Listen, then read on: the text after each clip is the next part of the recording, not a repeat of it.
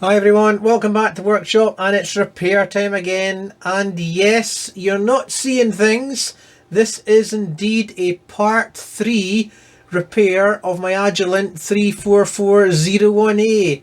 In the last video, the part 2, I'll link both of them down below, the part 1 and the part 2. At the end of the part 2, I did say that I wanted to get the GPIB interface up and running on this 34401A just so that I could play about with it. And I did attempt just that. And that's exactly where I'm experiencing some problems. So in this video, I'm going to try and effect a repair of the GPIB. I do believe that there's an electronic fault with the GPIB interface. Let's see if we can work out what's going on with the interface and try and effect a repair. Now, to actually test the GPIB interface and hook it up to my Windows 10 PC, I'm actually going to make use of my Agilent 82357B USB GPIB interface. I'm not going to use the general Workshop one that I use, the Ethernet interface, because it's up on a shelf and it's all plumbed into all the rest of my other test instruments. So the USB one actually really handy for down on the workbench doing some testing. It's really portable just for that exact reason. So we're going to go over to the PC first of all, and I'm going to show you what sort of GPIB problems I'm experiencing. Okay, and here we go. We've got one GPIB up and running. So I'm going to be using channel 2 today to connect to the 34401A, and as you can see, I've set up the address GPIB 0. Well, that's the USB interface, that's the 82357B. Channel 6 is the GPIB address of the 34401A, and I've selected Visa, and we're ready to connect to the device. Okay, so we're ready to hit the connect button to connect to the actual meter itself. And as you can see, I just drag this into shot, IO devices pop up is showing that we're actually connected to the 34401A. So we are making a good valid connection to the meter itself. But this is where the problems now start to arise.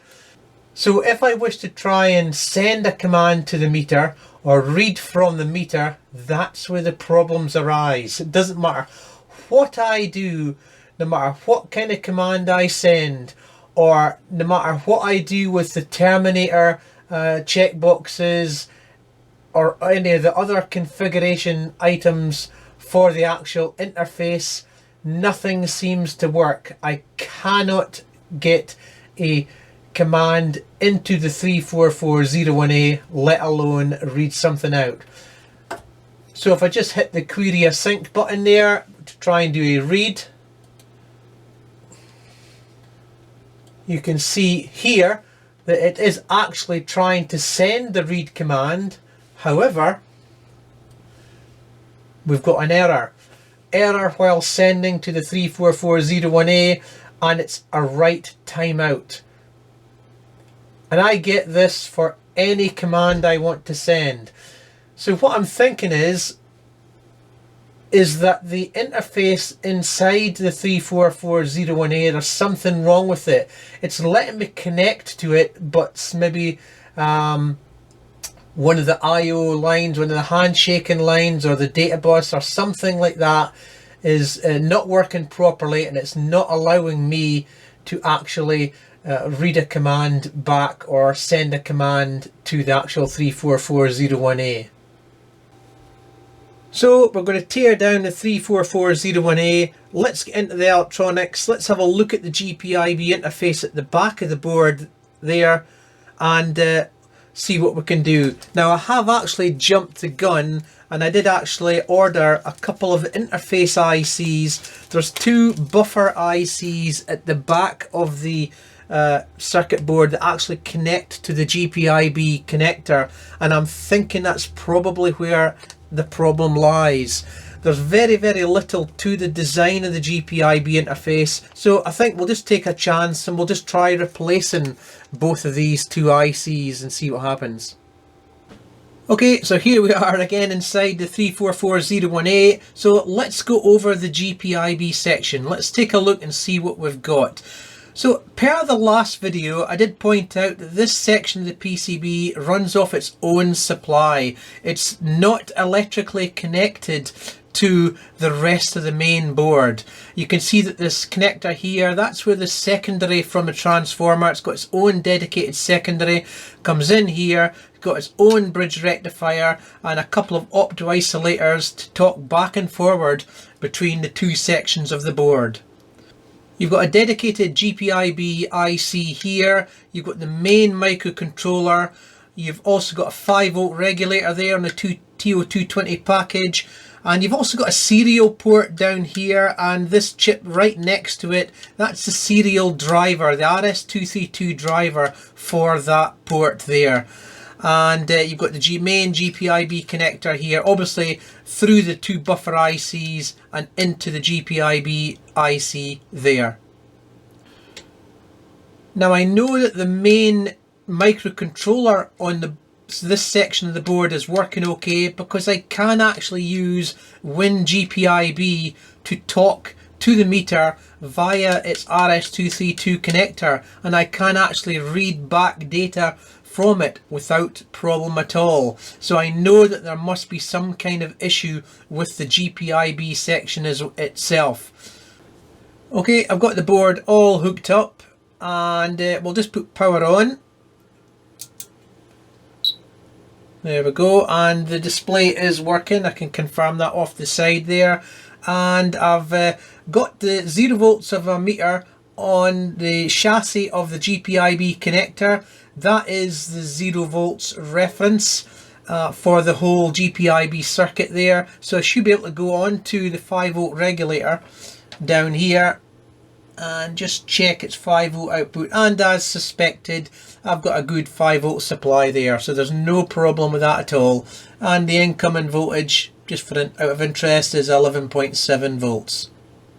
So there's the two GPIB buffer ICs there, and that is the GPIB interface chip. Now, as I said earlier, I did actually test the RS232 port from my WinGPIB software, and you can send commands back and forward and control the meter without problem. That interface there goes directly to the microcontroller. So the only thing that's under GPIB control is the actual GPIB interface itself and the two buffer ICs. Now, it's not going to be that easy for me to scope the interface ICs. Number one, I would have to plug in the GPIB connector to my Win10 PC and actually actively send and receive commands to it, because they'll just time out and I'd have to reset the interface and try sending again. And trying to do that and scope it at the same time, I don't really think that's going to work too easily. So what I think I'm going to go ahead and do is I'm just going to replace those two ICs. Those two ICs interface directly to the GPIB connector, and it would probably be the first point of failure if indeed there was a problem with an external interface connecting to the GPIB connector. So I'm just going to replace them. So let's take a look at the schematic diagram for the meter. Here's the actual GPIB connector here, and over here is the actual GPIB controller IC. And in between those, you've got the two buffer ICs, as I call them.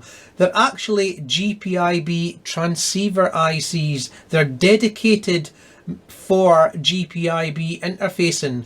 One of them is actually passing the data bus back and forward, whilst the other one is passing the various commands back and forward for dedicated command lines back and forward onto the GPIB connector there. So the interface one is the 75ALS162, and the one for the data bus side of things is the 75ALS160. Now, I was able to buy new old stock ICs, so we'll remove those two ICs and fit the new ones. And hopefully that'll fix the problem. So there's the two ICs there. There's the 160 and this is the 162, a slightly bigger package.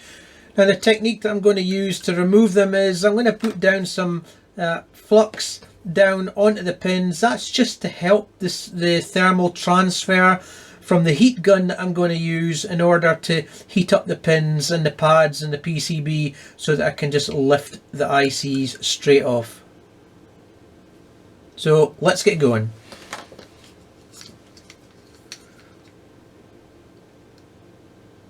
You don't need too much of this stuff, just a little bit, just to aid the thermal transfer.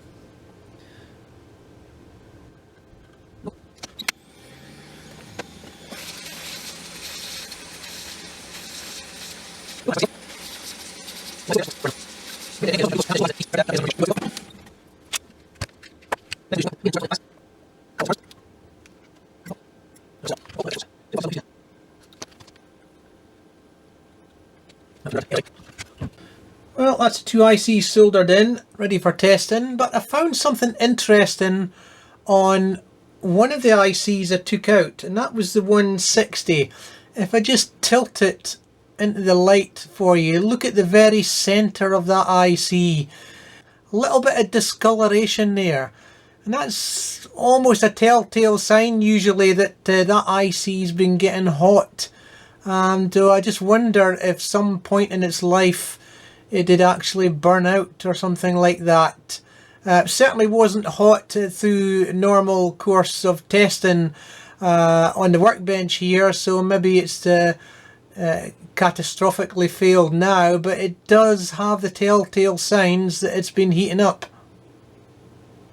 But anyway, that's the 2 new ICs in, as I said, so I'm going to try and hook it up and let's see if I can't test it nearer to my Win 10 PC, that I can get the GPIB hooked up and see how we go for there.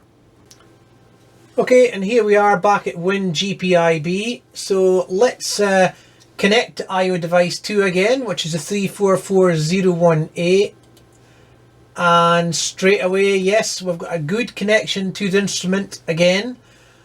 But the important thing is, will it actually respond to a read? So I'm going to put in the read command here to just read whatever's on the 34401A, and that is READ question mark, and then I'll hit the query async button, and if we do get something, it should appear here and here. So let's hit the button. Yes!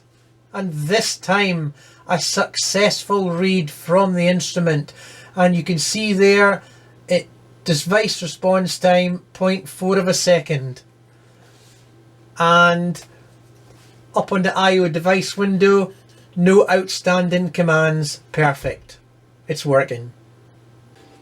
Back at the workbench, I can start putting the instrument back together again. Let's go.